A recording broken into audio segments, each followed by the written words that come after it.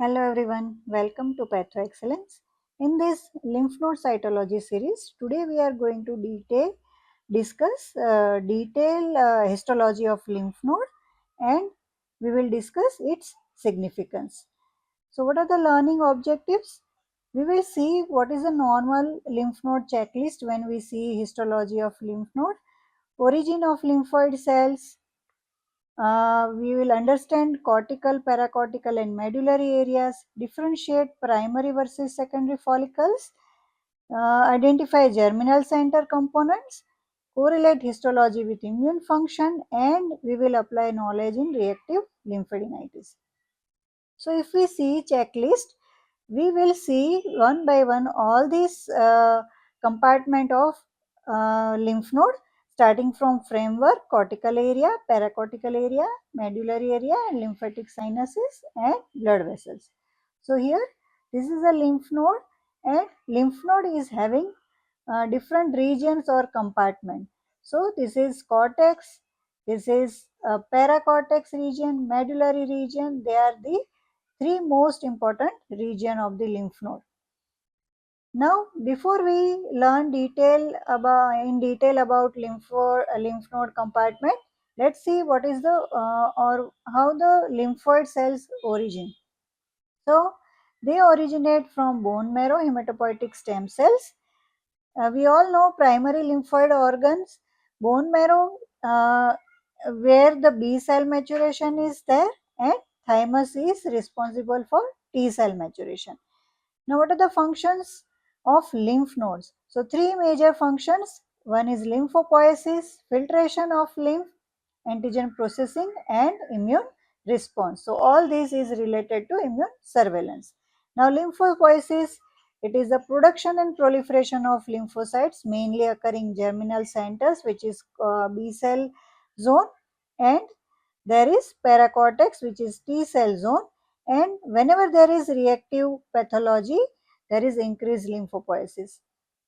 Filtration of lymph node, filtration of lymph by lymph node is for removing microorganisms, tumor cells and foreign particles, and this process occurs to subcapsular sinus, medullary sinuses, and macrophage play an important role.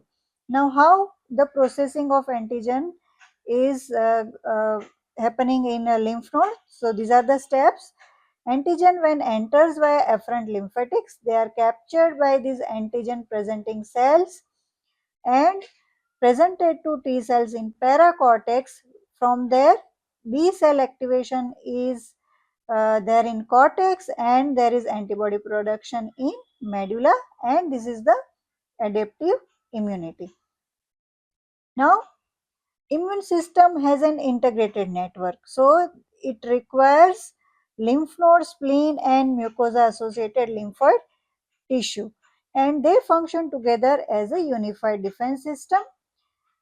Now, we have already discussed in previous lecture that what is primary organ, secondary lymphoid organs. So, primary organs, basically bone marrow and thymus, are important for B and T cell maturation and differentiation respectively. Secondary organs, lymph node is monitoring tissue antigen, and it is for local immune response. Spleen is monitoring blood antigen, and it is having main function is systemic response.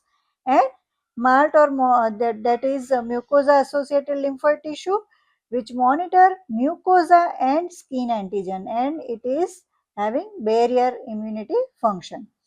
So now, before we start, let's see what is B and T lymphocytes and what is its immunophenotyping profile.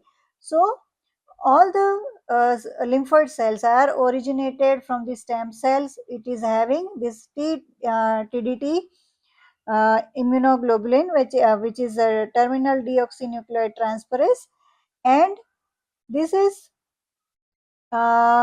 converted, or they are maturing in pre B cells, then pre B cells, immature B cells and mature B cells, and when they enter the lymph node, they are having different immunoprofile, or what is called immunophenotyping, and these are the all markers which is written in the cell or the circle. They are nuclear or cytoplasmic this expression, and this is the written on the outer surface of this cell is having surface phenotyping. So when they mature and they become plasma cell, they are losing their surface antigen one by one.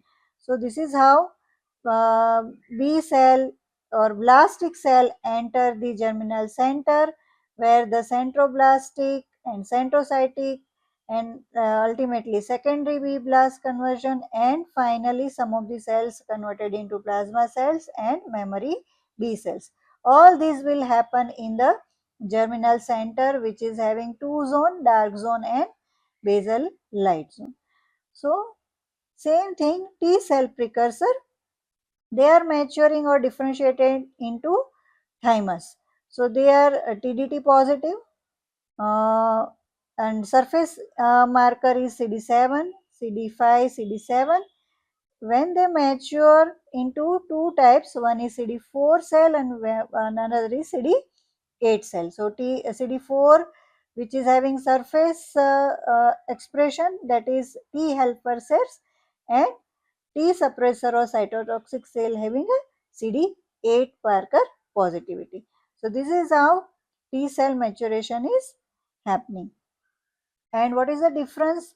Important table is here, B and T cell differentiation feature. So site of maturation, B cell, it is the bone marrow. Originally B lymphocytes were identified from the bursa of fibricus in the bird, and now in human being it is in the bone marrow where the B cell or B lymphocytes are maturation occurs, and T cell where the thymus is having role.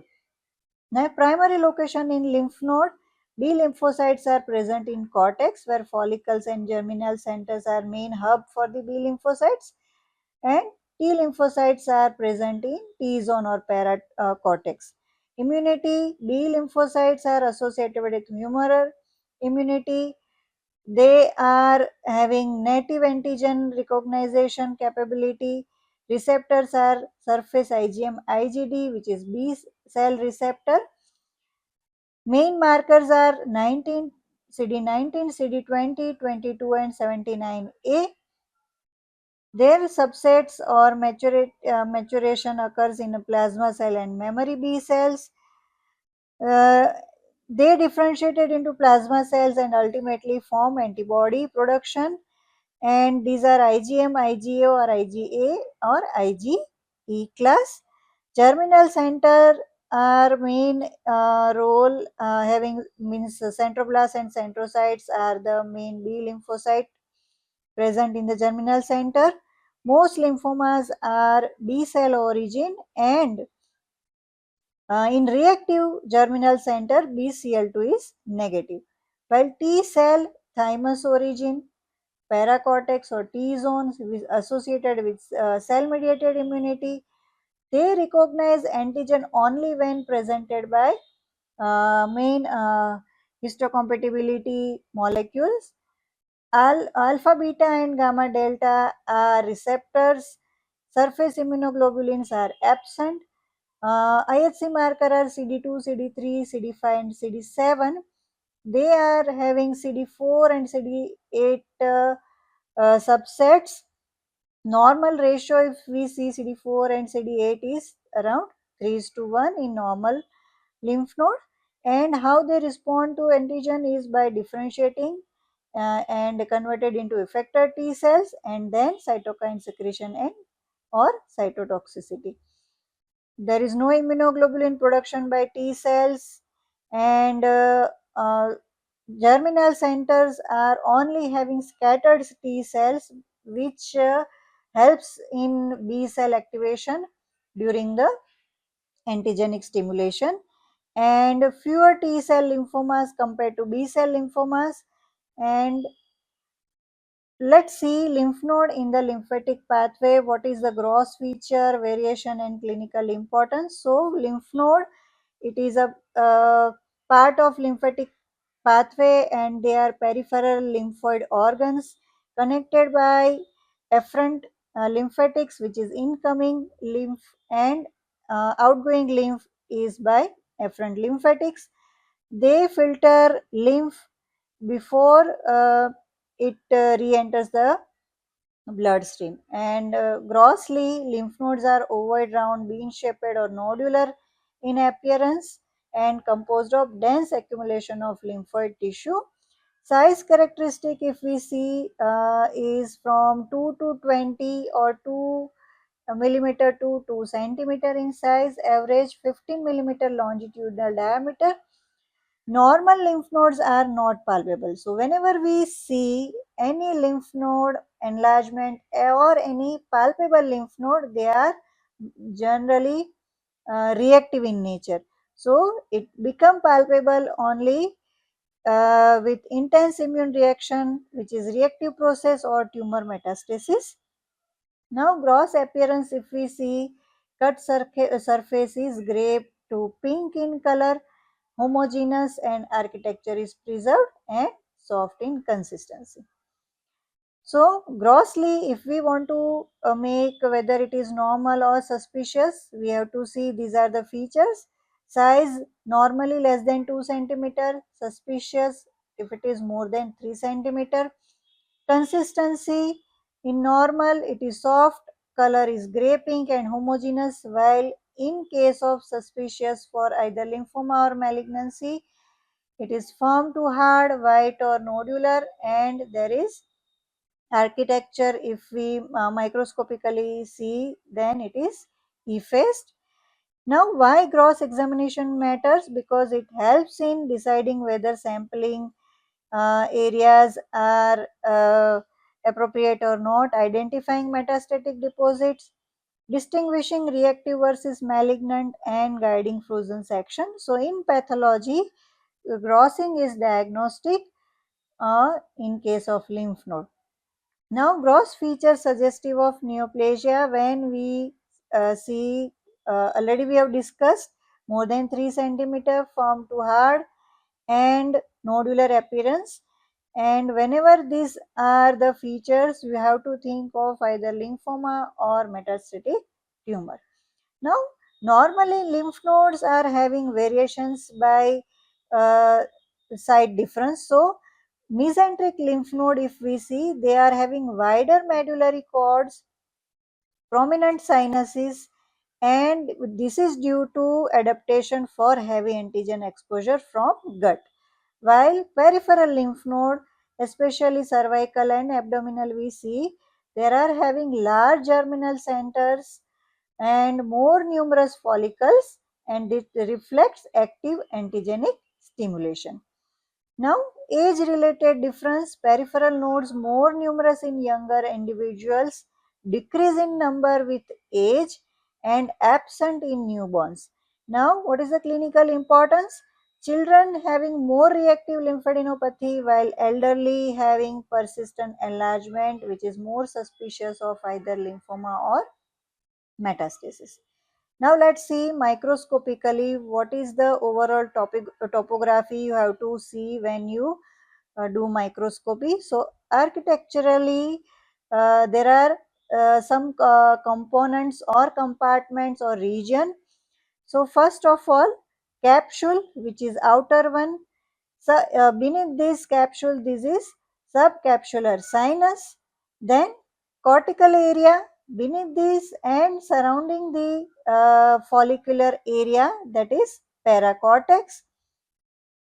Medullary area where cords and sinuses are there, and this is hilum. So functional compartmentalization is a diagnostic key. When we do microscopy, we have to see all the compartment one by one, starting from capsule to medulla. So here you can see this is outer one capsule. There are number of follicles varying in size and shape. This is cortical area. Then paracortex, which is surrounding this cortical area, which is paracortex area, and beneath this or center of the lymph node is medulla, and there is medullary rays and cords are or sinuses are there in the normal lymph node. So here again see in the high power view, this is capsule. Beneath this capsule is subcapsular sinus, where it is having its own important function. We will see in next slide. Now subcapsular sinus, these are the lymphoid follicles, primary follicle, secondary follicles and paracortical areas. Now what is the role or function of lymph node capsule? So it is dense connective tissue covering the lymph node. Structural role is it is composed of dense collagen with elastic fibers. It sends trabeculae into the lymph node uh, tissue to support internal architecture and for the maintenance of shape and compartmentalization it is required, and it is acting as a mechanical barrier, prevent direct spread of infection, and in malignancy, very important, capsular breach suggests extracapsular extension, and it is the also an important prognostic factor. And blood vessels enter via this capsule via and leave through hilum, and trabeculae carries small vessels in cortex and medulla. Now pathological importance of capsule is that in reactive nodes capsule is intact. In metastatic carcinoma, tumor first deposits beneath capsule in most of the cases, and in lymphoma, architecture may be effaced but capsule often preserved until late. Now, beneath this capsule there is subcapsular sinus which is called marginal sinus. So, it is where the afferent lymphatic drain, and its role is that it is the first immunological checkpoint. It receives lymph from afferent lymphatic vessels, slow lymph flow and exposes antigen to immune cells. Now cellular component is of this sinus is sinus lining endothelial cells, macrophages and dendritic cells, and these cells phagocytose debris, capture tumor cells and present antigen to B and T cells. Now immunologically they transfer antigen to follicular dendritic cells in germinal centers, initiate B cell activation and participate in early immune surveillance. So what is the importance? On histology it appears as a clear space beneath capsule. It contains macrophages, and whenever there is metastasis, tumor emboli often seen here first. So this is important. And yes, whenever there is lymphoma or any malignancy, first identify subcapsular sinus, because in lymphoma there is compression of this space and there is loss of subcapsular sinus, and even in metastasis already we discussed tumor emboli often seen here first. Now cortex or cortical area which is called B cell zone, and it is superficial cortex. It represents B cell area associated with humoral immunity, and it contains primary and secondary follicles. Now what is primary follicles? They are inactive follicles without germinal centers. So they are round nodules around 1 mm diameter, long axis perpendicular to the capsule, having homogeneous population, small dark inactive B lymphocytes are there without germinal center, and they are composed of small surface IgM or IgD B cells and having follicular dendritic cells. Now secondary or reactive follicles. Whenever there is antigenic stimulation, primary follicle is converted into this secondary follicle. Now it is having germinal centers, surroundings mantle zone, and poorly identified in case of lymph node is marginal zone. And whenever you find germinal center, it indicates antigenic stimulation. So here in this section you can see this is the germinal center, and boundary or surrounding this germinal center is called mantle zone. So this is lymphoid follicle, secondary type, having germinal center surrounding mantle zone. Here this is the capsule and this is the subcapsular sinus. Marginal zone is very much visible in spleen, but it is difficult to see in lymph node in HE section. Now let's see germinal center, which is the heart of the B cell response, and it is dynamic and polarized. So it contains, this is the germinal center, it contains mainly cell are the centroblast, centrocyte, tingible body macrophages, follicular dendritic cells, small lymphocytes and reticular stromal cells, and it is heterogeneous and paler than mantle zone. Now zonation of germinal center are two, one is dark zone, another is light zone.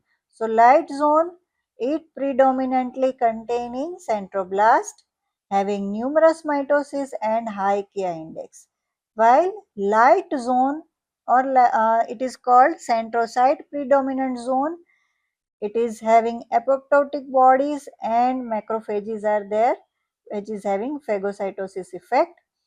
And so orientation, if we see, dark zone is toward the center where lighter zone is toward to periphery, and surrounding this germinal center is dark mantle zone.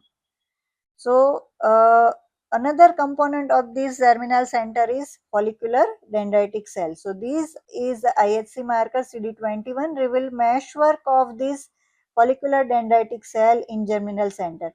Even you can identify this darker or dense meshwork in this dark zone of these germinal center, and here this is the light area which suggests light zone of germinal center where this extension is light in meshwork is light in color, and here this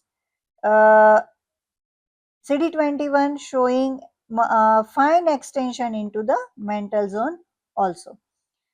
Now this germinal center is B cell zone, but if we do CD4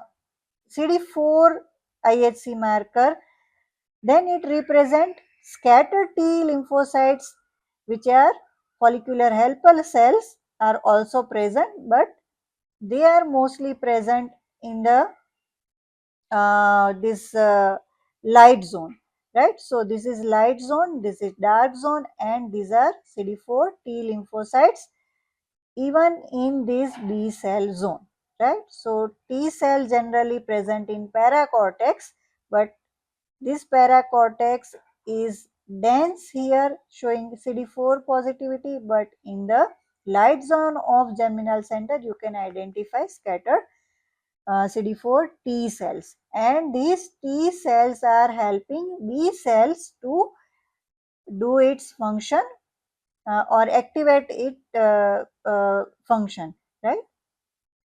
Now normally whenever there is in resting phase without any stimulation, these B cell are inactive and they are called uh, naive B cells. They are converted into centroblast and centrocyte. Centroblast having rapid proliferation, high Ki positive, Ki67 positive, and they are CD10 positive or Kala positive. Centrocytes, they undergo selection, low affinity for antigen. If they are having, they are undergoing in apoptotic uh, removal. If high affinity for antigen, they survive, differentiate towards memory cell or plasma cells, and they migrate to marginal zone and plasma cells to the medulla, and from there to various organs and tissue. Now apoptosis.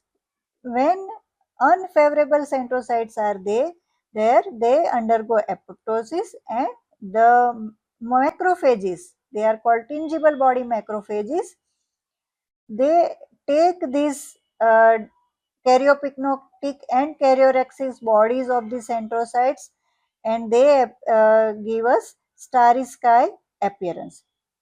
So what is the importance of this starry sky appearance? When we see this BCL2, so BCL2 is having anti-apoptotic function. So normally reactive germ cells having BCL2 negativity, while in case of BCL2 positive germinal center, it suggests Burkitt lymphoma. So here you can see these are the light area with some debris in this cytoplasm. These are the tingible body macrophages, and this look is called starry sky appearance. Now immunoprofile, if we see, they are centroblasts and centrocytes are CD10, BCL6 and Ki67 high positivity, while surrounding mantle zone is CD20 positive, IgM positive and CD5 normally negative. So follicular lymphoma retains germinal center phenotype. So germinal center having BCL6 positivity, which is negative in mantle zone, and high Ki67 index is present in the germinal center, which suggests mitosis and reactive nature. Mantle zone, which surrounds you, here we can identify germinal center, and surrounding is mantle zone. It composed of small B lymphocytes, darker staining, and BCL2 is strongly positivity. In case of mantle cell lymphoma, CD5 positive and cyclin D1 positivity is there. Marginal zone, the B cells also leave the germinal center to form the marginal zone around the periphery of the mantle zone. These centrocytes differentiate further into plasmablast and plasma cell and migrate into medullary area. But here the arrangement is loose as compared to mantle zone, and it has having more cytoplasm. This marginal zone is prominent in spleen and mediastinal lymph node, and we can only differentiate when there is marginal zone lymphoma, but normally it is indistinct from mantle zone. Now let's see paracortex or paracortical area or T cell zone. It is located between cortex and medulla. Thymus dependent area.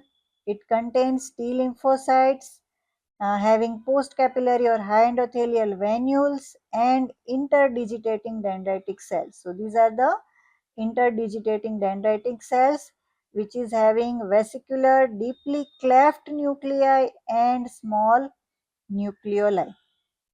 T cells are mature naive lymphocytes differentiated into thymus, and upon antigenic stimulation they transform into immunoblast, they proliferate and enter circulation. So what is the function of these IDC or interdigitating dendritic cells? They act as an antigen presentation, act as a presentator, initiate T cell response, and when there is reactive process, reactive paracortex is there, it is giving mottled appearance mostly in viral infection and drug reaction, and this is due to T cell proliferation and ultimately lead to paracortical hypoplasia and mottled appearance. So here, see, this is the germinal center and mantle zone, but surrounding paracortex show this mottled appearance. This is due to admixture of small lymphocytes and larger and paler interdigitating or IDC cell around this reactive follicle. So this is mottled aspect. Now medullary area. So medullary area composed of medullary cords and medullary sinuses. Medullary cords are main site for plasma cell proliferation and antibody production. It contains lymphocytes, plasmacytoid lymphocyte, plasmablast and mature plasma cells. Under strong stimulation, cords also extend into cortex. Now plasma cell characteristic, if we see, it lose CD20, which is marker of this lymphoblast, and cytoplasmic immunoglobulin positivity is there.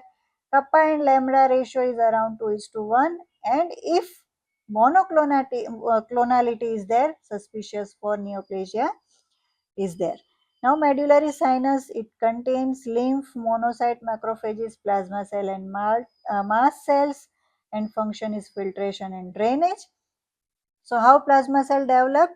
From the plasma blast, they converted into mature plasma cell, loss of CD20 is there, and cytoplasmic immunoglobulin formation, which ultimately lead to antibody secretion. Now another part or component of lymph node is blood vessels and lymphatic circulation. So blood supply, arterial supply, if we see, it enters through hilum and branches are trabecular arteries, then lead to capillary network. It supply cortex, paracortex and medullary region. Venous drainage are in the form of capillaries to venules, and vein exist via hilum. So spatial structure is high endothelial venule located into the paracortex region.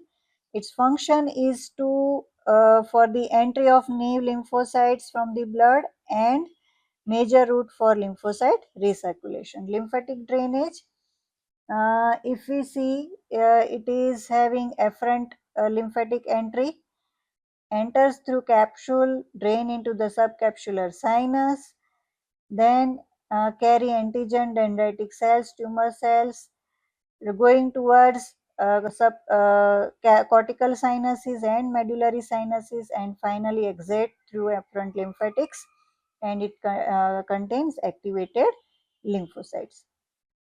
So uh, now let's see, just to revise all the compartments, anatomical compartments of this lymph node. Here you can see these are the afferent lymphatics entering into this capsule, and beneath the capsule is subcapsular sinus. Now subcapsular sinus uh, also having this trabecular formation, which is uh, dividing this lymph node in a different lobules. Now cortex, which contains different follicles, so this is inactive or primary follicle converted with the antigenic stimulation into the secondary follicle, which contains germinal center having dark zone and light zone, dark zone toward center, light zone toward capsule, surrounded by this mantle zone. And now this cortex, beneath this cortex having uh, paracortex, which is T cell zone, this cortex is B cell zone.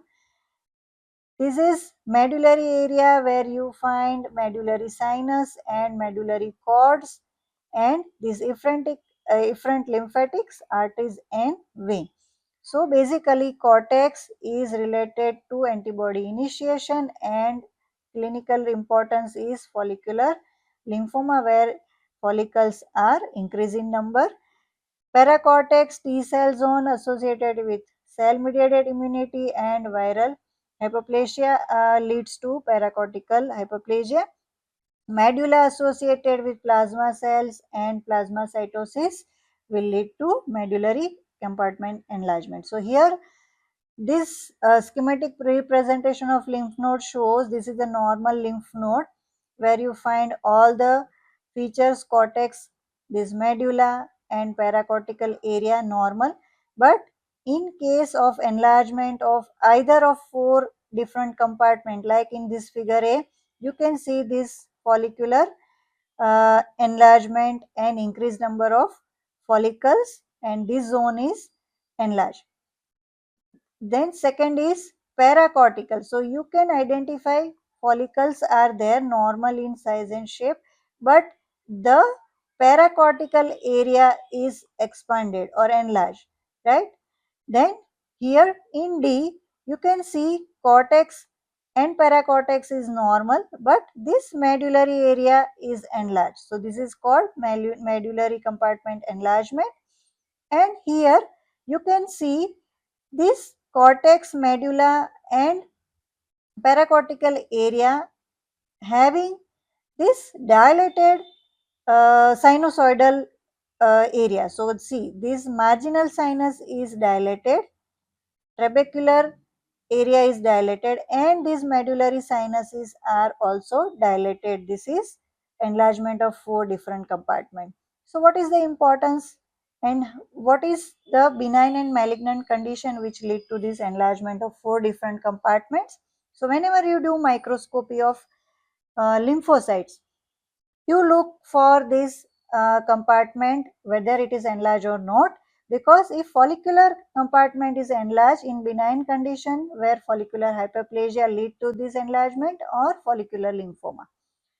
Paracortical hyperplasia is related to in benign condition it is dermatopathic lymphadenopathy, and in malignant condition it is T non-Hodgkin's lymphoma and mycosis fungoides. Medullary cord, if expansion is there, there is medullary hyperplasia and reactive plasmacytosis in benign, and in malignant condition lymphoplasmacytic lymphoma or plasmacytoma. Sinuses, if they are enlarged in sinus histiocytosis, and there is malignant histiocytosis if sinus compartment is enlarged. So this is how you see microscopically all 4 compartment. Now ultimate take home points are cortex are B cell zone, germinal center it is having proliferation and selection, dark zone related to centroblast, light zone related to centrocyte, starry sky appearance it is reactive apoptosis, paracortex is T cell zone, and medulla and plasma cells are related to each other, and if architecture preservation is there it is related to benign. So as we conclude, remember one fundamental principle: architecture first, cytology next, and immunophenotype last. So I hope now you have understood normal compartments of lymphocytes, and now you focus all the uh, part of lymphocytes one by one using checklist, and you can have easy to diagnose some benign and um lymphoma or malignant condition, but for that we require lymph node cytology in detail. So in next topic we will discuss lymph node cells in cytology and their diagnostic significance. So keep watching, and if you haven't subscribed yet this channel, please like, share and subscribe this channel for more such videos. Thank you for watching. Have a good day.